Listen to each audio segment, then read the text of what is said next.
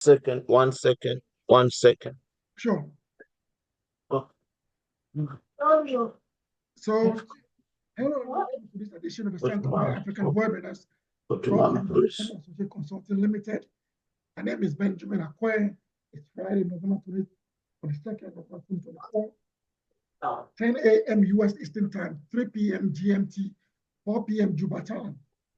For our listeners around the world on the various social media platforms, you are watching and listening to the program for the first time. Sankofa African Affairs webinar is a virtual discussion platform with the objectives of bridging a gap between the African diaspora and the African continent about great power, strategic objectives, and relations. We've had several experts from Kenya, think tanks, US government, CSOs, NGOs, international government organizations, and multilateral institutions join us on this platform to discuss contemporary issues on the African continent.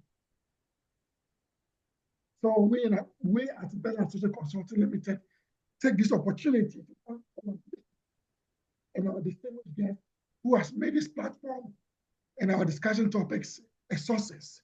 We hope to bring African continent more intriguing topics and thought-provoking discussion topics. Today's discussion topic is powers rivalry, geopolitics, and mineral resource competition in Africa. The discussion today is very important, given the strategic importance of Africa's mineral natural resources to global development. It is also instructive to put the topic into historical context about the various events that have unfolded without Africa being at a sitting table. The discussion also forms part of U.S. government defense, diplomacy, and development strategy towards Africa, and how the incoming president-elect Donald Trump policy will impact the geopolitical rivalry and mineral resource competition on the African continent. For our listeners and viewers on the various social media platforms around the world, the Sankofa African webinars are anchored on a myriad of perspectives. So there may be differences of opinions from our guests based on their expertise, knowledge, and experiences. The differences in opinions does not necessarily mean perspectives and thoughts are wrong, but reflect a divergence of ideas to address challenges facing the African continent. So today we are honored to have Benjamin Marshall, who hasn't joined us yet. So since we have two of our guests,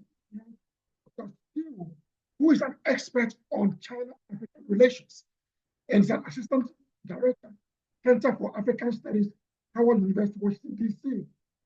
The Professor, how do you pronounce your last name? Is it Nizimana?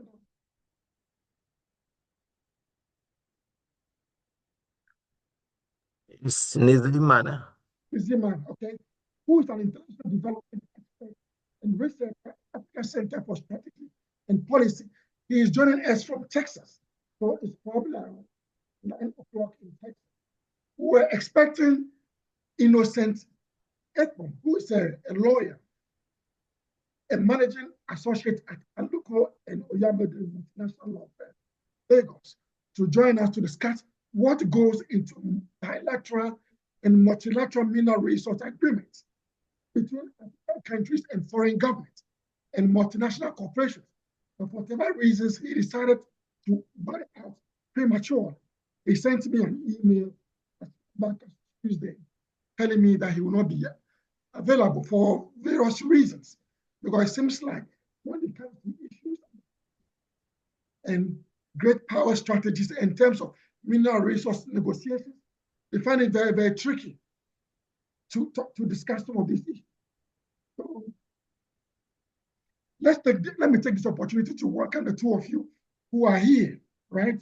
Now, I want to welcome your opening remarks, right? Probably like a minute or two, but I want you to situate your opening remarks within the context of the election of Donald Trump and its impact on the geopolitical rivalry on the African continent in terms of resource competition and what holds for the African continent for the next 4 years. So let me start with you, Don Bosco, first. In terms of your opening remarks, in terms of what holds for Africa, in terms of geopolitical rivalry, right? We'll proceed with what geopolitical rivalry entails, not only between US, China, and Turkey, and Russia, but we can see that there are other middle powers on the African continent. We'll discuss that in detail, but I just want you to give me your quick opening remarks.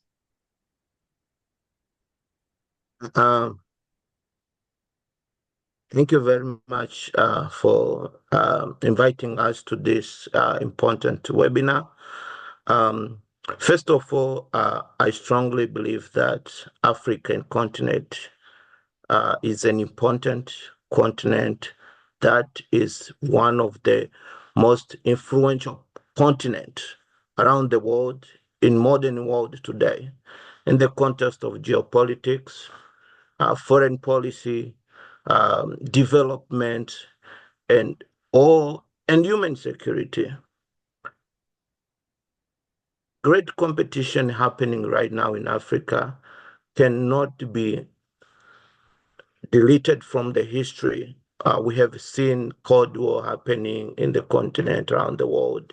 But today, momentum have gained in the way superpowers or powerful countries are being involved in the African continent.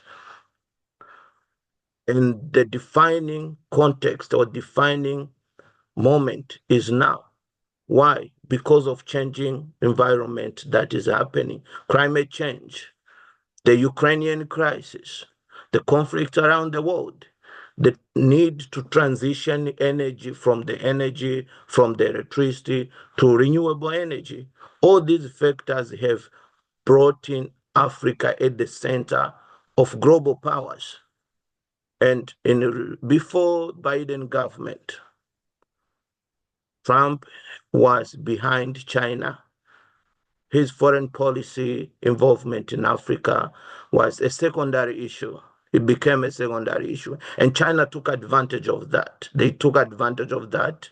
They maneuvered in Africa, offered a lot of loans, invited African leaders, showed great interest to African countries. And they really showed that we want to develop, we want to be involved. And they took off. They created a distance between them and the United States. When Biden came in, it was a catch-up. He wanted to really catch up China. He wanted to get involved in Africa to show them that he's interested. Now that Biden have really invested a lot in Africa, he has building partnership with countries around Africa, especially those with critical minerals. Right now, no one knows. But from my understanding, we'll delve into that, right? We'll get into the actual conversation, right? Let me go to Dr. Nyando. Your brief remarks, right? You're muted.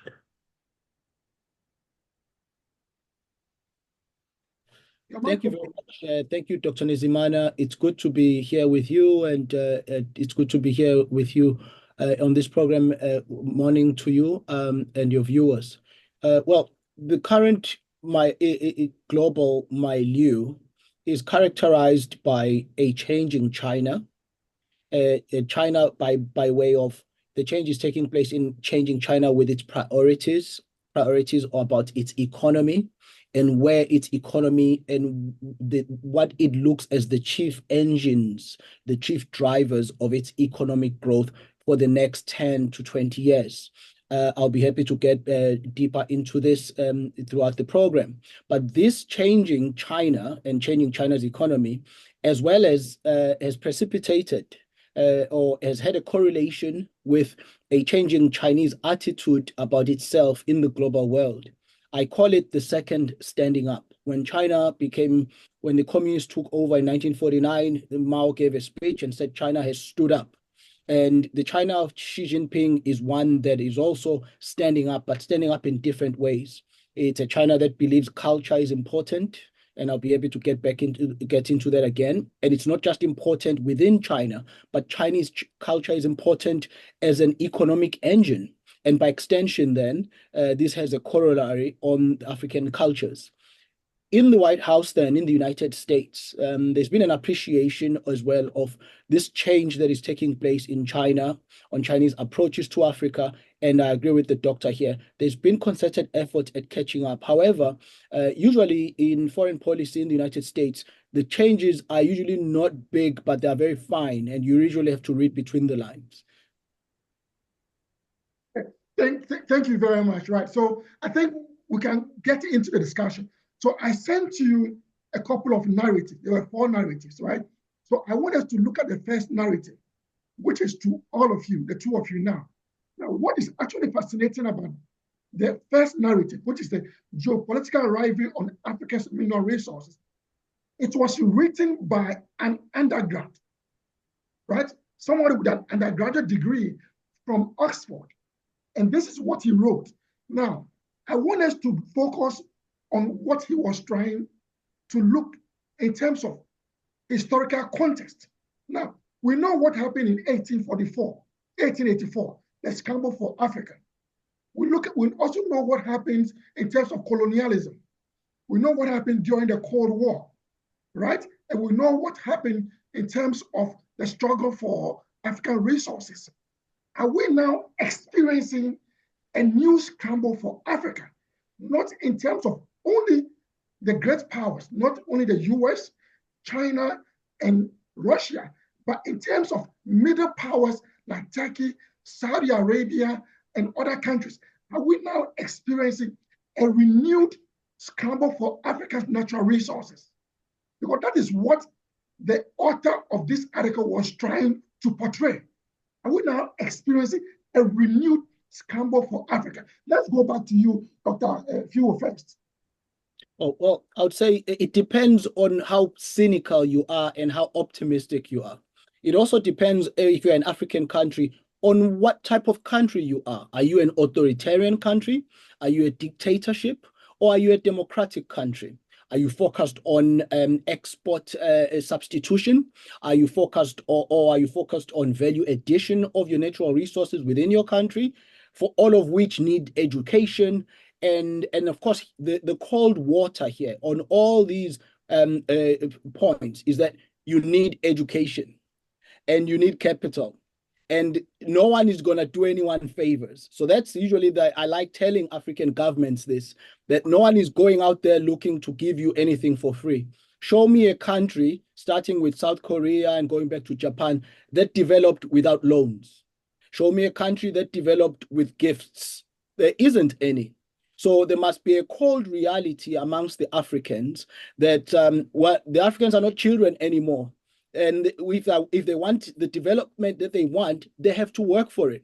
And so if it involves natural resources, each country must have a very thorough going strategy on how it wishes to extract deliverables, developmental deliverables from its natural resources. In this way, then, it really matters less on who the country is dealing with, and it matters more on what it does with what it gets for its natural resources.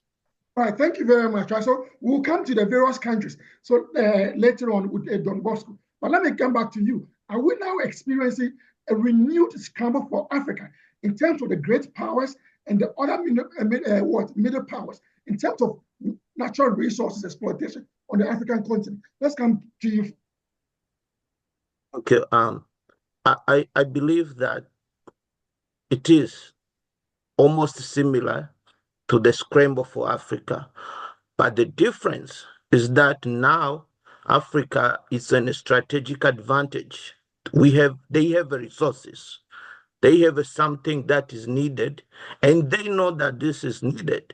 During the scramble for Africa, it was more of an imposition, and Africa had no power, no bargaining strategy of how can we negotiate. But now, African countries have a bargaining advantage, but it's up to them to create, like what Doctor said, a national strategy that involves the way they want to cooperate, to engage these countries, because it's not only the powerful countries. We have seen African being invited in Indonesia. We have seen them being invited in Japan. We have seen them being invited in France. It's like a girl, beautiful girl, who is being proposed by many boyfriends. So it's up to them to have a strategy, a clear strategy that enables them to negotiate on behalf of the ordinary people in Africa. The young generation. This is a continent with the youngest generation coming up. They need to negotiate on its behalf so that we have this sustainable development. But how do we gonna negotiate? Are these negotiations transparent? Again, we come back to the nature of government. Is it a dictatorship government? A dictator government will try to survive, negotiate, the same way survive, protect its interest, consolidate its power. Therefore, they will choose to negotiate with those who don't hold them accountable. Whatever they give them, even if they give them less or nothing, but as long as they don't question us on democracy, as long as they don't question us on the way we manage our affairs, we engage them. So it's up to them whether they want to represent the interest of the ordinary people and the young generation in Africa. It's up to them on the choice that they make. That's my submission. All right, thank you very much. Let me follow up with you, Theo, right? We know, right, in terms of geopolitics, we're looking at the Russians on one side, the Chinese on the other side, and Americans on the other side. What we have not paid attention to is the role of the Islamic religion on the African continent. Because you can see middle powers like the Turkish are on the African continent. The Saudis are on the African continent. The UAE are also on the African continent, but they are middle powers. How do these powers complicate what is happening on the African continent? I wouldn't say they complicate. Again, it depends on your perspective on these matters. I would say they add another facet that's worth considering when we're dealing with the deliverables, because some of us who are developmental or political economists, we are impatient about the pace of development. So where a road doesn't exist, we want to see a road, okay? And the Africans must understand quite well that the world will leave them behind if they don't have a road going to the port to connect their natural resources. So there's really no natural resources to even speak of if you are the DRC and you don't have an interstate with 2 lanes going one way, 2 lanes coming back, connecting all your major cities. So I like starting with very humble goals. So we can see then that if a country that comes in and it happens to be a Gulf state, and it wants to invest then in building a road, or if you are Rwanda, in building an airport. So it doesn't really matter what religion predominates this society. So to quote Deng Xiaoping here, it doesn't matter whether the cat is black or white, as long as it catches the mice, it is a good cat. So but where I would caution then, and follow up here on the professor, is that in his words, thank you, Professor, for raising this up. Not only, so instead of a scramble for Africa, it's a very dangerous time for unserious African countries. The cost is going to be higher because the guardrails that may have been exogenously imposed on some of these countries by maybe well-meaning, I don't know, it depends on how you look at these things, well-meaning foreign governments, Western governments, they will not be there anymore. So there is no rescue for your people if you are a country, as the professor said, that is just going to lay waste on your natural resources using whichever middle power is there, and whatever the religion, the religious background it is. And in these days, anyway, of a global village on Twitter, it's very hard to define Africans by their religion. It's becoming more difficult. They're Africans first, and then their religion. Thank you very much. Right. So now let's go into, we've seen the introduction, right? So now let's go into the actual conversation. So the first narrative is to you, John Bosco, and it's narrative for what and where are Africa critical resources, right? So I've sent you a narrative, which is the article, which was written by Sarah Way, right? which was published in the Atlantic Council on September 9, 2024, titled The Strategies Driving the Players in Competition for African Critical Mineral Resources. Now, I want you to tell us where these natural resources are and what are these natural resources, right? We are educating our listeners. So when we talk about mineral resources, which is very critical for this geopolitical rivalry, right? Where are these resources and what are these resources? Can you help us with that? Yes. If you don't mind, I have small slide I want to share. Sure. And let me 1 second.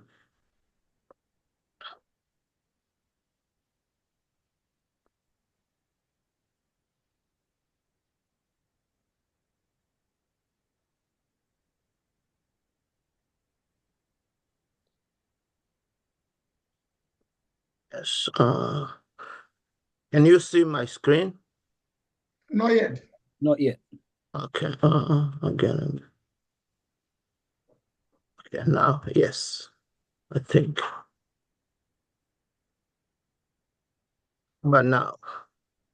Yeah. Okay. We can see it now. Yeah. Yes. Go ahead. So it's less screen, and I just wanted to refer to some of the points that I think I would like to share here to talk about. First of all, we need to understand what are critical minerals. 1 second, I need to move.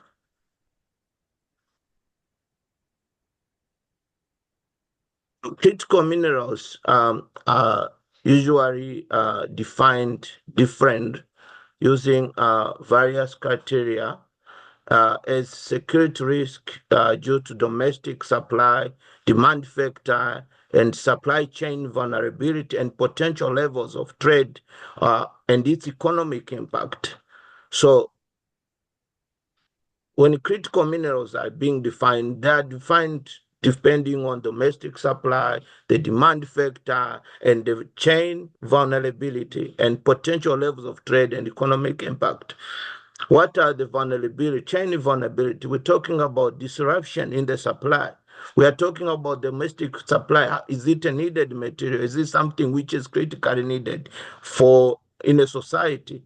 And demand factors. List of critical minerals are also influenced by political factors and the interest group advocates. They evolve as technology changes. New resources are discovered, and material science develop. In the context of United States, critical minerals list is based on the definition and the criteria found in its energy sector of 2020. The Act requires U.S. Geology Survey to update the list every 3 years. It further defined critical minerals as non-fuel minerals or mineral materials essential to the economy or national security of U.S., which has supply chain vulnerability to disruption. Critical mineral also characterized as serving an essential function in the manufacturing of product, the absence of which would have a significant consequence for the economy or national security. Where are these critical minerals located in Africa? Democratic Republic of Congo, DRC, count around 70% of global cobalt output, which is approximately half of the world proven reserves. South Africa itself, Gabon, Ghana, collectively account for over 60% of global manganese production. Zimbabwe, alongside Democratic Republic of Congo, Mali, hold substantial but yet to be explored lithium deposit. So these countries are actually considered to be one of the largest reserves of lithium in Africa, not only in Africa, but even in the world. Other countries like Mozambique, they have critical mineral reserves Guinea, South Africa, Burundi. Burundi in East Africa, they recently discovered about one of the largest reserve of nickel in Burundi. And do you know the history of Burundi? We'll come back to that. Other key examples, yes, I mentioned that the DRC, that it have copper, coltan, uranium. South Africa is dominant in platinum, metals. Botswana, top diamond producer. Guinea, vast reserves of aluminium. Zimbabwe, major copper export, including platinum, and the recently lithium in Zimbabwe. I mentioned Burundi, I mentioned, and then Niger, uranium deposit, and then Mozambique, which produces graphene and gas, and several other African countries. The vital role of critical minerals. What are the vital role of critical minerals? Much of it is around the critical minerals. Its vitality mainly it's in the energy sector that nowadays it is influencing the transition from non-renewable source to renewable source. Critical minerals are a great input for medical equipment, product, even pharmaceutical. In defense, jet engines, they are also used in nowadays in solar panels, in electrical cars. I'm trying to be quick here. Yes, I mentioned about the battery. I mentioned how they are critical in many other countries in the energy sector.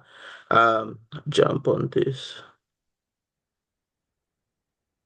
Yes, but here in the context of defense and national security, which is one of the driving aspects why critical minerals are being hunted all over by these big countries, which are competing not only on economic aspects but on military supremacy. Critical minerals, many which are found in Africa, are important to great power countries and their national security interest. In the defense and military spheres, they are used in jet engines, communication equipment, satellite, and virtually everything electric. For example, cobalt, which is found in DRC, is the world's largest producer. Which DRC is the largest producer, is essential for batteries used in military equipment, as well as for hard and sturdy metals such as those that are used in aerospace industry. And then there's antimony, for which South Africa is one of the largest producer, which is needed to produce ammunition and flame retardants materials. The growing demand for these resources and increasing concentration of supply into few hands have already made many to conclude that being without secure and reliable supply or access to these resources exposes United States, not only United States, but all these big powers and its allies, to economic and strategic security vulnerability. That itself shows the importance of these critical minerals in defense and security. Accessibility and reliability of these minerals is especially important to defense industry base. So, looking at what I just said, it's important to note that DRC, Africa, is right now at the center of all these big powers because they want energy, they want to transition, and they are competing on national and defense supremacy, which is very, very important. And that's why we see many countries, United States, changing its approach to the way that they're being involved in Africa. If I was going through one of the national defense strategy of the United States, on one of its key aspect is to combat China in Africa, one of its goals. And how they are going to do that? They have changed their strategy to say our strategy have now changed. We are no longer imposing. Hold on, yes. We'll come to the strategy aspect first, right? Great. So now you've been able to lay down the critical minerals, right? Yes, and where they are found. Let me go to Dr. Fiwo, right? Now, Thank you. I'm going to give you can take off your slide now. So he has given us the countries and the various mineral resources. I'm going to give this an article who just came out by Alan Lee, which was actually published on September 7, 2024. It names the 20 poorest countries in the world, right? And almost all the countries that Dr. Bosco just put forth fall within, maybe with the exception of South Africa. So what is it that is wrong with Africa, that it has all these critical mineral resources, yet these countries are so poor? As people will go back and say, it is as a result of the resource curse. Why is Africa experiencing this resource curse, given all these mineral resources in these countries? Well, yes, I think the self-fulfilling, prophecy, but the whole idea of the resource curse, I think sometimes many Africans have taken it too seriously, including African intellectuals, so seriously that they look at it as an inevitability, right? This is why it's important to highlight as scholars and practitioners of foreign policy, of development, of China, the US therein. It's important for us to never lose the opportunity to highlight the good news and the good examples of in this milieu. Countries like Botswana, and countries like South Africa. And I'm not just saying that just because I'm from there. But there is this narrative sometimes within our academic friends to think that all African countries are equal, either they are equally, in trouble, or they are, or otherwise. So we must make this distinction. Why? Because like a parent makes a distinction sometimes when teaching their children. They tell them, look at your brother. He's focusing in school, and look how he got good grades and he stood in front of the class, and now the class admires him. So, and to encourage the less striving brother to try, or the sister to try better next year.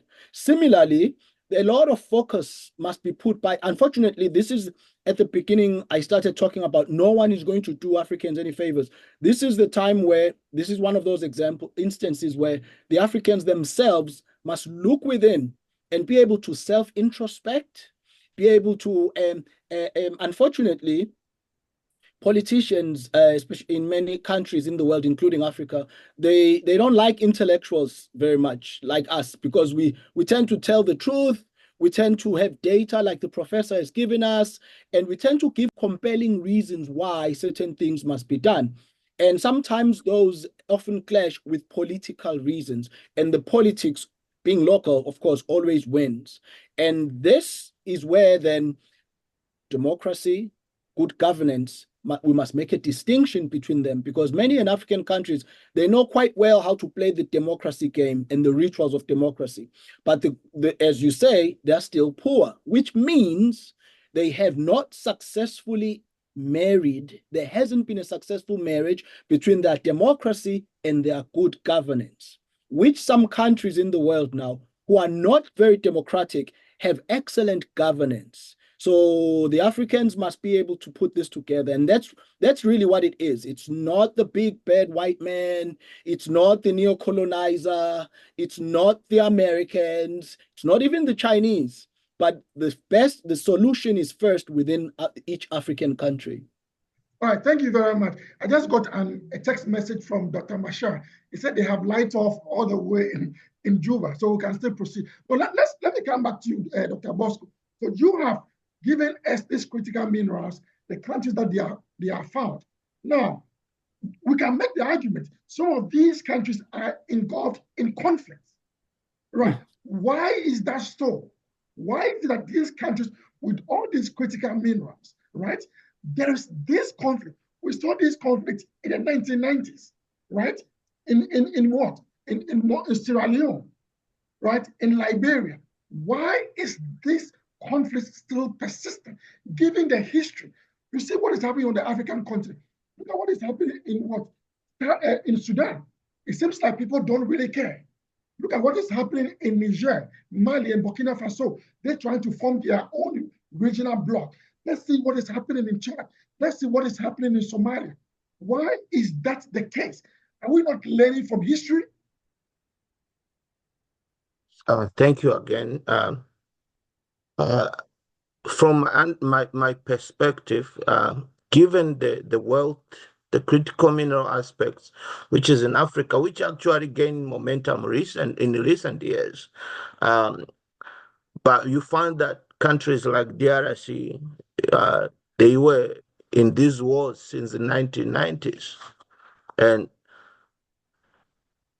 in my view, I strongly believe in one of the idea or in one of the view that Dr. Mnyandu just said, that this country, the central aspects of them and their future is centered on the nature of governance. Are we able to create strong institutions in our countries that can govern the explorations of these critical minerals, that can guide our negotiations with these countries needing our resources? Do we have a strong institutions? Do we have independent institutions that can be involved without the interference of the powerful, the elites in this country? So the domestic politics is the key. We can look at countries like, we can talk about countries like DRC, we can talk about countries like Mozambique. We can look at down Mozambique, the recent elections, look at the kind of crisis which is there in a SADC region, a region that we traditionally thought that it's a peaceful region, one of the leading peaceful region in the continent, SADC region. Look at what is happening in Mozambique. In Cabo Delgado, we saw the terrorism emerging from Cabo, from Norway. But what did the government do? What happened to the people of Cabo? We know that these people were marginalized, not in terms of politics, but economically marginalized in a region where gas is produced in their region. No schools, no education, struggling even to eat. Did government negotiate with these countries to employ these people, to build infrastructure in that place, to create market supply chains that benefit the community? So it's up to the way this government negotiate deals, but it's centered again on the institutions that we create in our society, democratic institutions.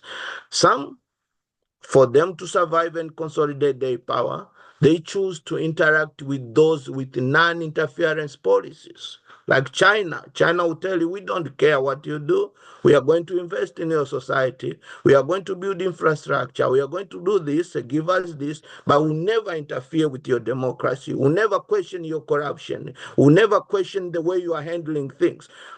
Then they say, okay, we prefer China, but is this sustainable to our community? Is this sustainable to the ordinary people of Africa? So the choice, again, is centered on the institutions we build.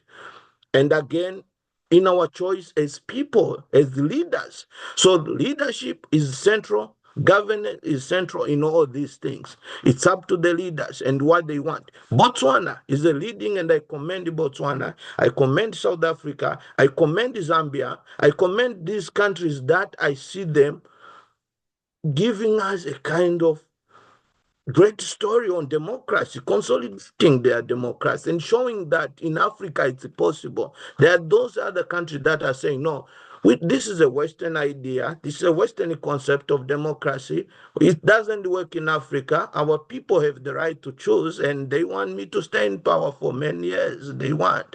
But is this what will bring the future of Africa to the right destination?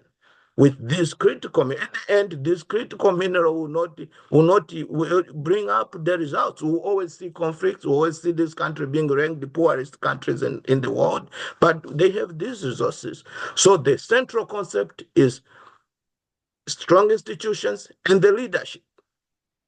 That's the key. All right, thank you. We'll come to the type of political institutions later on, but let me go to talk about U.S.-African relations, which was supposed to be done by Dr. Mashal. So we'll hold on to that. Now let's come to you, Dr. Fiwo, right? You are an expert on China-African relations. I sent you the narrative on China's critical mineral interest in Africa, right? Now, what I want you to educate and inform our listeners, what is China's strategic objective on the African continent, based on the article on the narrative that I sent to you? Can you educate us? What is China's strategic objective on the African continent? It is quite multifaceted. It is quite thoroughgoing. It depends on what the country means to what each country. It's a country by country strategy.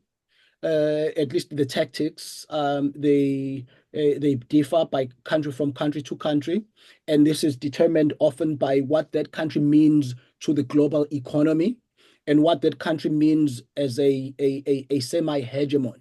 So in the case of what I call key countries, Egypt, Nigeria, Kenya, South Africa, and I may have missed any, please, Africans will forgive me. But these countries are viewed as kind of like the entrees, the countries that are able to grant China at least politically a political wherewithal, not cover, but a wherewithal where there is a social capital. So China is very invested in having successful relationships with these key countries, because by so doing, it will then, because these countries they tend to be trendsetters. They tend to drive consensus, regional consensus. So whatever South Africa really thinks about most of the matters on multilateral issues, usually it's what SADC goes with. So by investing heavily, so that means China's relations with these key countries is going to always be comprehensive strategic partnership, the highest designation, because it looks at these countries beyond resource extraction. It looks at these countries as what some people call Sherpas to the region. There's been a very degree of success there and there. But from the Chinese perspective, we must also remember the answer to your question is driven by what is Chinese current perspective on its own economy, which will then answer its perspective on Africa, because you can't talk about China these days and its economic growth without talking about Africa. One, it has an overly educated population who are young, and they want jobs, and they want middle-class jobs. In other words, they would like to have an apartment, they would like to have a car. Unlike their grandparents, they feel entitled to these, like we do who live in the West. When you get your degree, you'd like an apartment and a car. So imagine these billions of people who then are going to struggle. This keeps the Chinese leaders awake at night. And China has come up with two strategies. One, it was in 2023 when Xi Jinping was making a trip to the northeast province of Heilongjiang. And he said China must now, graduate from what there was a made in China 2025 strategy more than 10 years ago, where China was very much focused on just making things in China and making them nice, like electrical vehicles. But now in 2023, they came up with this new way of doing things called, he said, China must have new quality productive forces. It must develop new industries under this big slogan, new quality productive forces. In other words, things like AI, things like deep machine learning, things like deep sea and deep space exploration, these wild things, if you are kind of in some parts of the developing world. It shows then that China wants, it's looking towards, the second strategy is then Africa, it's to be able to use Africa as a market in all spheres, including culture and African language related industries. So, which means, and all this, this is what I like emphasizing, is based on China taking care of China, which is what Africans can learn. It's based on what keeps Chinese leaders awake at night and what grants them legitimacy, being able to deliver economic growth to the Chinese. And so Africa then becomes one of the places in the world where this plays out. We'll find more Chinese young people going to Africa to promulgate this growth. We'll find more Chinese entrepreneurs going to Africa, or innovators, to come up with apps or whatever, to start, solar farms, etc., etc. All right. Thank you so much for this education. I think most people on the continent are not really conversant with what Chinese strategic objective. And let's come to Dr. Bosco. Based on what Piu has just enumerated, what are your thoughts in terms of what Africa needs to be doing, right, to be able to understand the strategic objective of China on the continent? I see, again, thank you for the submission of Dr. Mnyandu on China. I'm not a great expert on China-Africa relations, but as an international relations expert, we are always informed on this aspect. But I can use, for example, one of example that in a country that I previously lived, Zimbabwe, for example.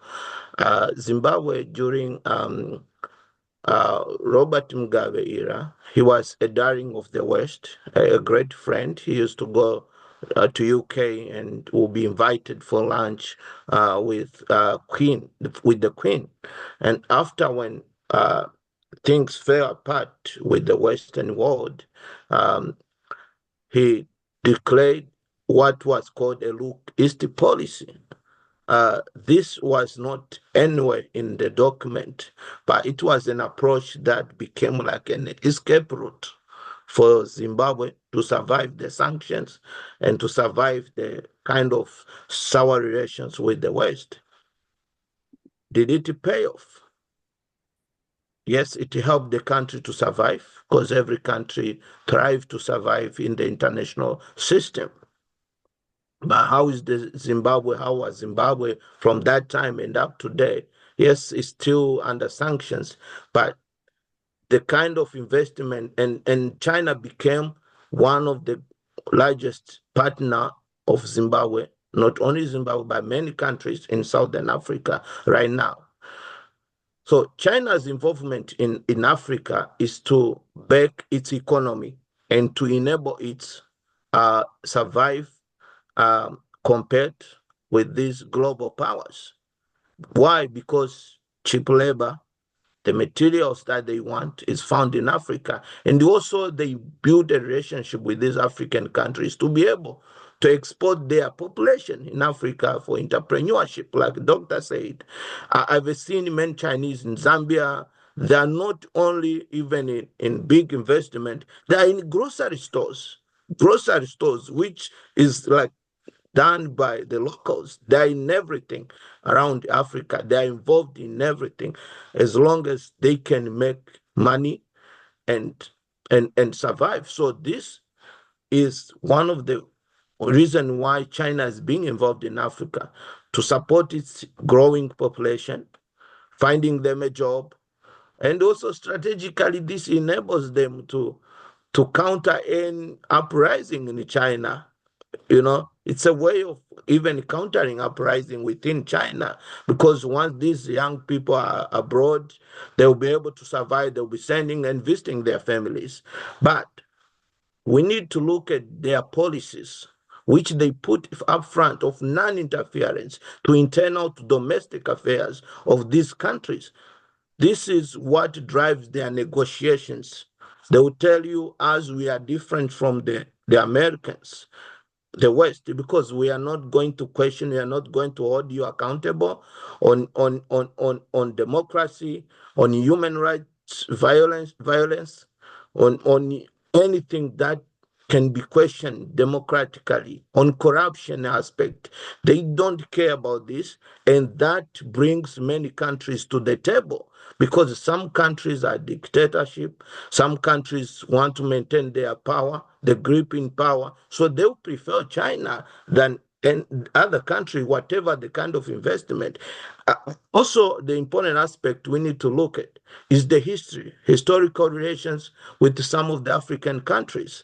Some see China as being their traditional allies during colonial era because China supported them in their struggle for independence. China supported South Africa, supported Zimbabwe, supported many countries in Southern Africa during the independence.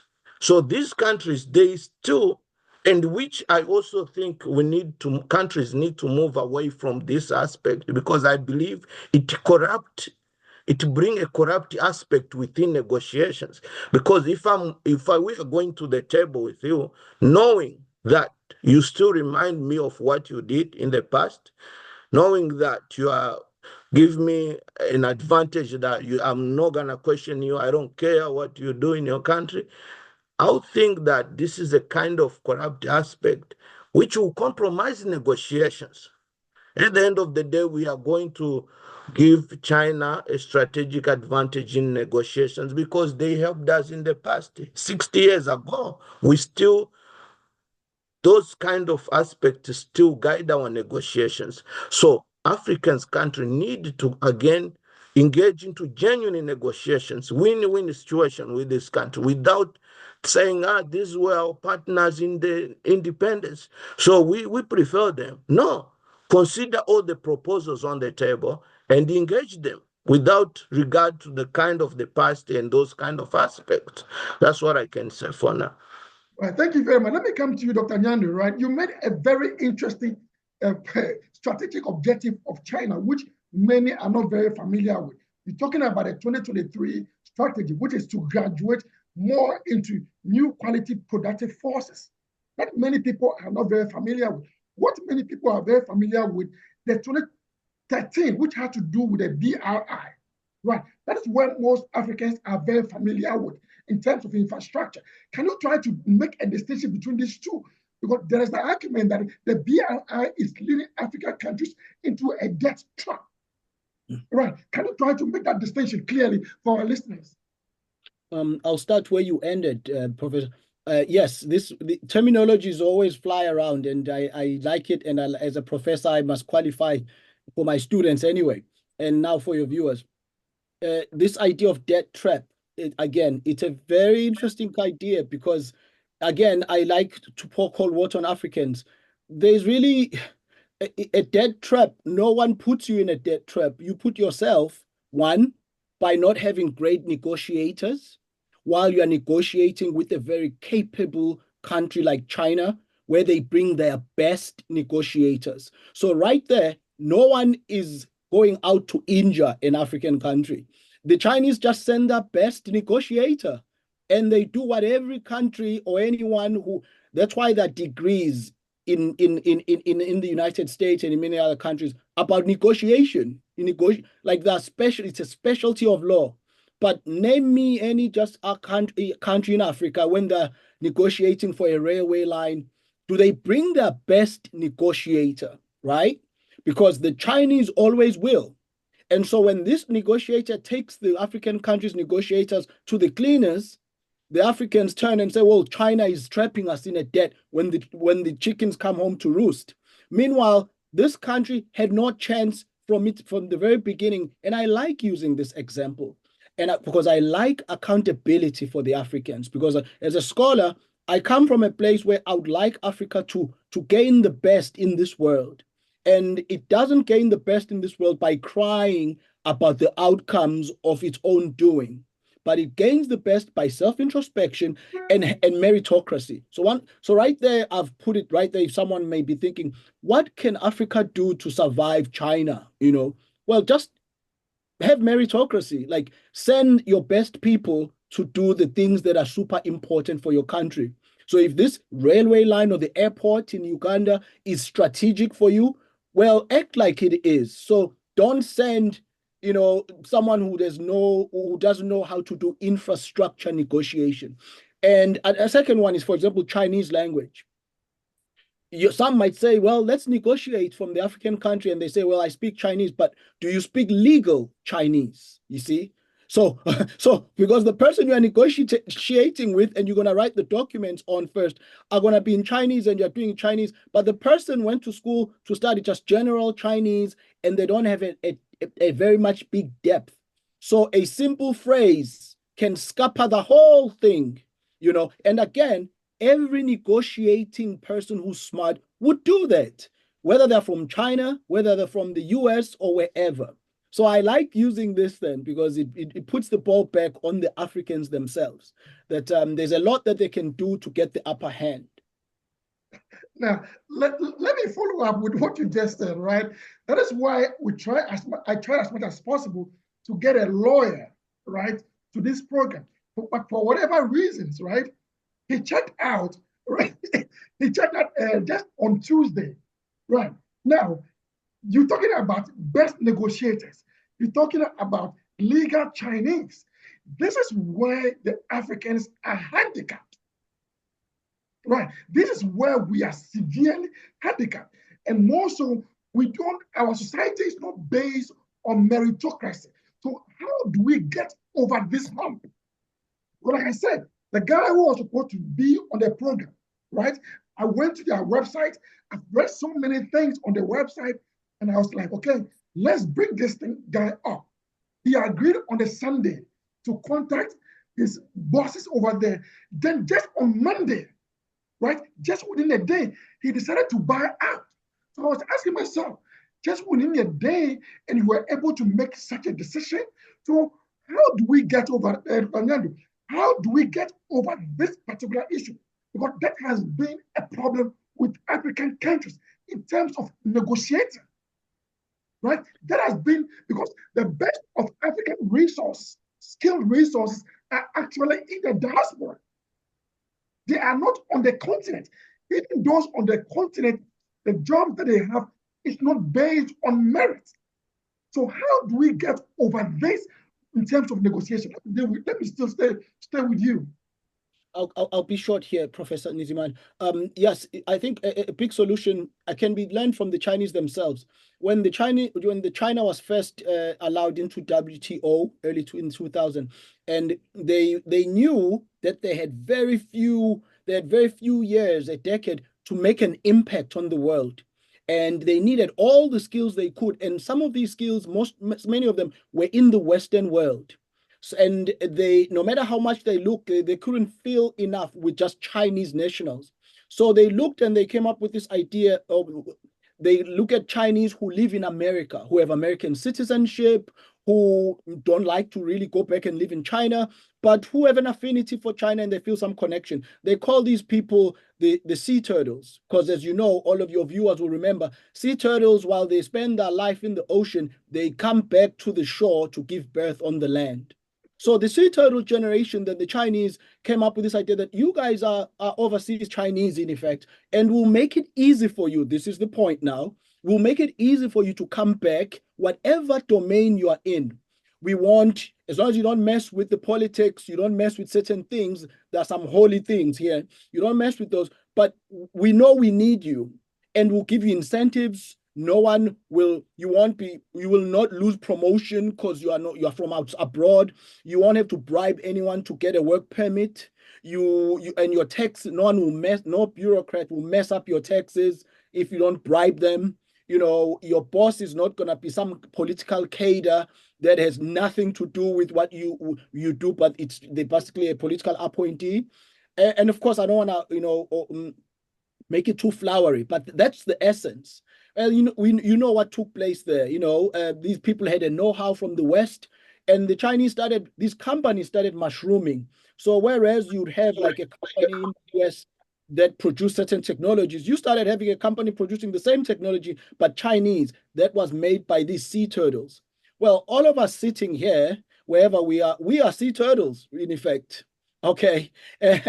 But does each African country trust these sea turtles with all their vast knowledge that they've collected, vast experience of the Western world, vast negotiation, etc., etc.? Will each African country, open the way for these sea turtles? Even if we don't go back and live there, we come and consult, and the answer so far is no.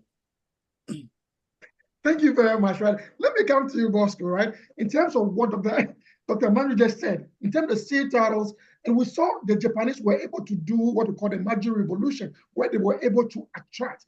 Now, when it comes to Africa, we have a situation where we are considering the African diaspora to be the sixth region of the African Union, right?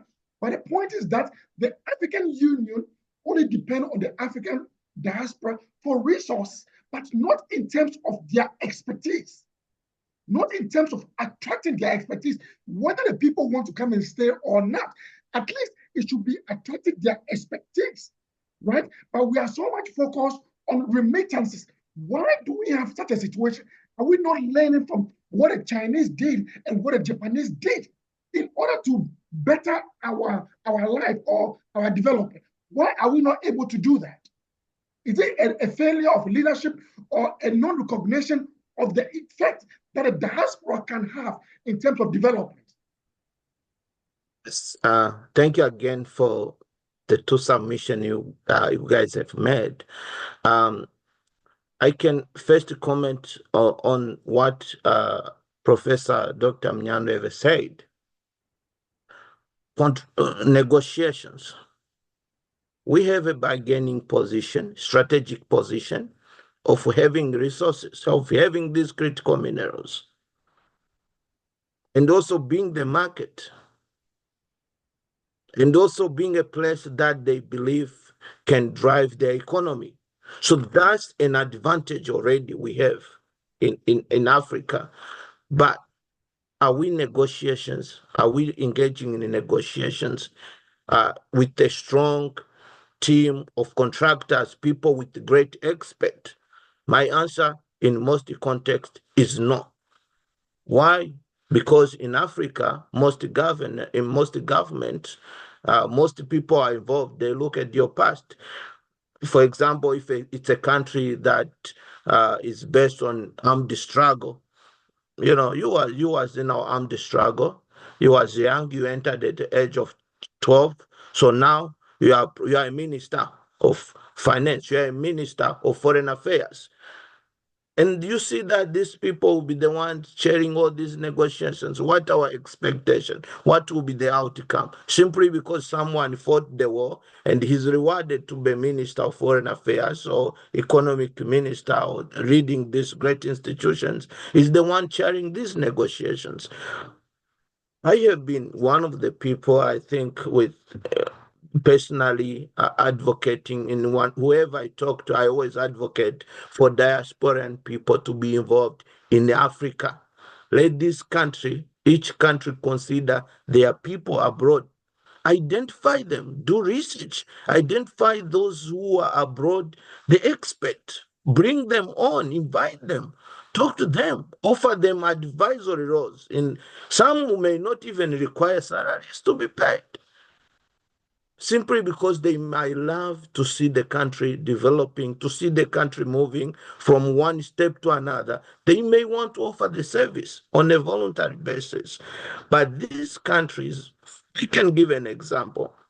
I know one of the country, he had an ambassador who grew up in diaspora, very good PhD, an educator. He was an ambassador doing great in one of the country. Guess what? He was recalled for after about a year because the president wanted to appoint one of his nephew. This guy was doing great, signing contract, bringing by investors. And they said, no, this guy actually, he's selling the country. So this mindset of nepotism, disregarding diaspora experts, putting them aside. African Union itself is the one that was even supposed to drive this, to say, oh, let's drive this. But even the African Union, how are people appointed? Some are dismissed simply because they question a certain country involvement in Africa. And you are dismissed from your position because maybe you are questioning the funder. You're questioning the country that built our African Union, our offices. You are questioning countries that are giving us the money. So you should be quiet to move. So the African Union itself is not being effective in this line, but I advocate for the African diasporas to be involved in the development of this country. They are a great source. And China, look at China. China is now at another level simply because they realized that and they invested in it. So moving away from nepotism, moving away from this idea of rewarding people with positions simply because they were in the armed struggle, or simply because they are nephews and sons and aunties of those who are in great offices, it's detrimental, it's dangerous to the development of the country. No, that's why we see these countries having resources, but no output, no nothing to show. There's nothing to show. They still ranked poorest in the world. All right, thank you very much. Let me come to you, Dr. Nyando, right? You live in DC and you've seen what goes on in some of these African embassies, the various countries, right? Those people who are manning those embassies in DC, you can see that they are not up to that level, right? You make calls, you engage them. Some of them are there and they are taxi driver, they don't have the expertise, and they're in DC. So let's look at Chinese African Summit, right? Where you have African leaders go all the way over there, right? And let's look at the contingents that follow some of these people, some of these our leaders who do not have that legal knowledge about Chinese language, right? How does Africa get over these challenges? What are we supposed to do? Because even in the United States, where they speak English, they are not even able to do networking, right? Even in Washington, D.C., how much more we're talking about Chinese or the Mandarin language? How can we be able to navigate this thing, to be able to negotiate to our advantage? I'm sorry to say this, but you are right there. You read my mind because, in Washington, D.C., we tend to interact a lot with the African diplomatic class. And remember, in the diplomatic corps, the African Union diplomatic corps, countries are treated equally. And so the choosing of who represents Africa is not done on, meritocracy, or it's usually done on, a preponderance of consensus on an equal basis. Now, this sounds good on the face of it, that, oh yeah, it's fair. But if you are interested in results, just so if you look, so many of us who study business, some of you here, your viewers who have studied business, you know that you're judged by what you can bring and what you can produce and the results therein. So the business of diplomacy that some of the African countries are involved in is not much to write home about sometimes when you just observe anecdotally. Because, of course, coming to Washington, D.C. to represent your country is one of the most prestigious posts that you can get in government. And, you become very powerful back home. You are able to participate in and take advantage of a patronage system where you are just shopping for your people, at Pentagon City there, and, putting things back home in the diplomatic pouch. And the diplomacy, the hard work of diplomacy that your other counterparts from Scandinavia are busy doing, going to connect with students at Georgetown, going to tell students about their country at Howard and telling them come and study abroad, doesn't get done because the people who are supposed to do it know nothing about this work. They simply were related to someone at the time, and it's one of the best jobs. So if you are back in the African country and you'd like to place your people in a position where they can't be touched even after you have left power by losing an election, placing them strategically as diplomats is one of the best ways to secure even your own future later. And that alone is one of the biggest factors we find very big competency gaps in African diplomats. And I'm being generous here. Thank you very much, Rod. So, okay, we in Africa, we in the West tend to look at things that it should follow what we call the Western model, right? But we know there's a Chinese model, right? The Western model is that it should be what democracy and development, right? Democracy first before development, which is not the way the West developed. The West actually developed through development first before democracy. But the Chinese model is about development.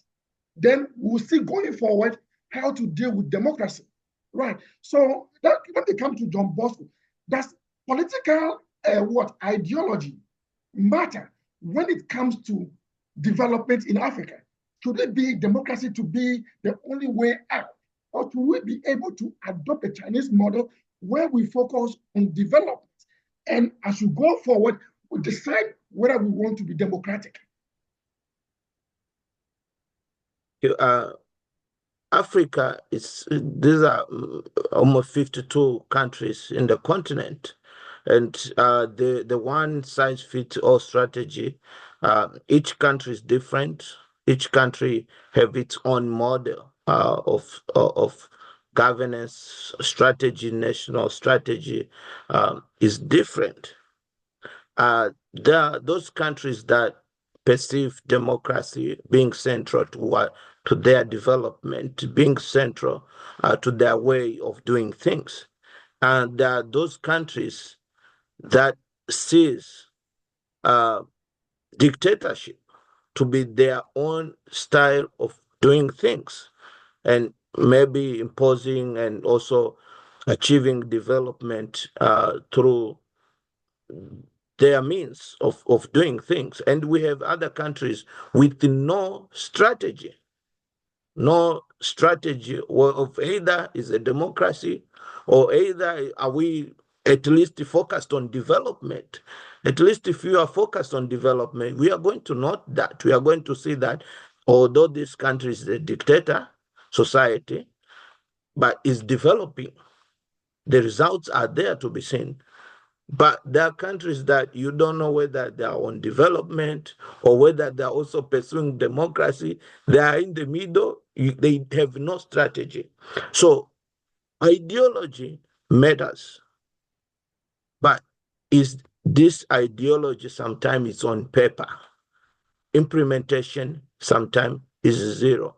Why? Because some countries will say, oh, this is our ideology. But when it comes to implementation, there are various factors that affect the implementation stage: corruption, the elite, nepotism, and even the anti-democracy or anti-democratic kind of stance within those who want to maintain and consolidate their power.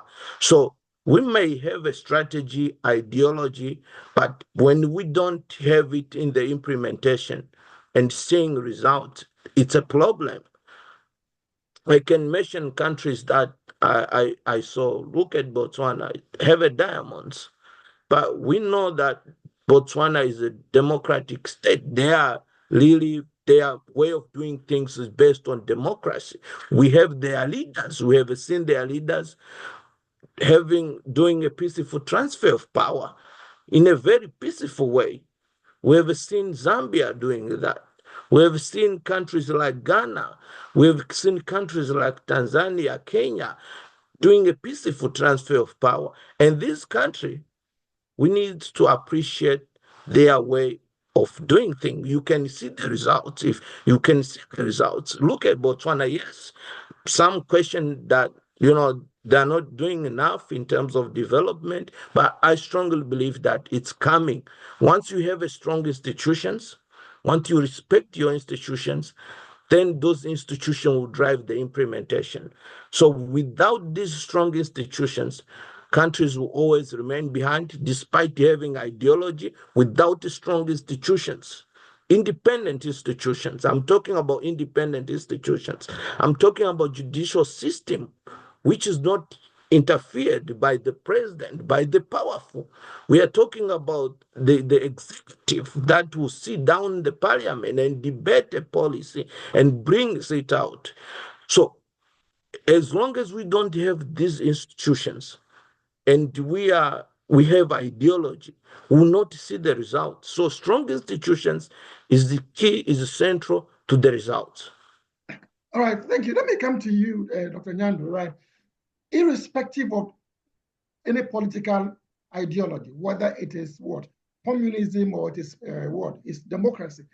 And the key element is about the prosperity of the people, right? Prosperity society, right? But let's look at China, well, from the 1970s up to now. How many people have been raised from poverty, right, to the middle income, right? So from my perspective, that political ideology matters so much, because democracy is making the argument that what, when we have democracy, the citizens may be able to hold the leaders accountable, which has never happened, which has really occurred in Africa. That very much. The citizens are not well informed or well educated to understand the issues to hold their government accountable. So does it matter whether it's the Chinese model which brings prosperity, where from the 1970s, a lot of millions of people have moved from poverty to middle income, or does it also matter whether it's democracy, where on the African continent, not so much has been achieved? Does it really matter in terms of political ideology? Well, I would say it does for African countries, because a vast number of African countries, at least on the face of it, have voiced or a preference for democratic rule, right? So across times, in many of them since independence. But the type of but there are many elites, then policymaking elites, and we must understand the nature of power here. Power always likes to self-perpetuate, and it never gives up freely, and it always it self-preserves, as Dr. Nizimana has said. And so the guardrails that are put in other democratic societies around the world to be able to guard against what is human nature, human excess, and this idea, this propensity for rapaciousness, just getting more and more power, which we saw in Zimbabwe. Because in Zimbabwe, as we said from Professor there, he was quite woke for the times, Robert Mugabe. But at the same time, while he was woke, the country was being pillaged by himself, his wife, and his people. So it does matter, because a vast number of Africans prefer democratic rule. Now, the type of democracy that they have is another story. Now, also it does matter because no one really is a communist anymore in this world, if we're really honest about it, or even a socialist for that matter. In the current economy we live in, of Bitcoin and artificial intelligence and money moving very quickly, and someone being able to be a YouTuber or whatever, a social influencer, and make money. Really, even even though the Chinese may be communist on paper, but we know that they are some of the best capitalists. Absolutely. So history tells us then that ideology has become less and less important, and livelihood and development have worn out as kind of the guiding legitimizers of any way of doing things. The point here then is that similarly on the African continent, we must look forward to a time where political ideology, or the way of doing democracy is going to continue to be negotiated, to be and in other words, people are going to kind of say, well, we would like maybe to suspend certain things associated with democratic rule for the next 10 years so we can achieve development, because we recognize the objective history that we've read, that most countries, when they were rapidly developing, including South Korea, as you have said yourself, Professor, they were not the best examples of liberal democracy, you see. And also this is based on the understanding that there is an anarchical nature or disruptive nature to liberal democracy, where if Professor Dr. Nizimana here has been my enemy and he's been ruling for 5 years, I come in office because I'm democratically elected. Anything with his name on it is automatically no, whether it's good for the country or not. And that's bad. And if that's democracy, that's going to be challenged more and more. And so if we're associating continuity maybe with kind of like a rigid democracy, then, that's what some countries may prefer that. So we're going to have a diversity of democracy. Thank you very much. Time is fast spent, right? So let me get your concluding remarks, right? Most of our listeners are very familiar with U.S. strategy towards Africa. But let's go back to where we started from. Competition for critical resources on the African continent. We've seen the problems. We've seen what China has a new strategy. What role or what should Africa be doing to take advantage of this competition between Chinese and what American geopolitical rivalry on the continent, like we did during the Cold War, where we became non-aligned? We were able to extract some concessions from the Soviet Union, and we're also able to extract some concessions also from the West. What should Africa be doing to take advantage of these bipolar poles going forward?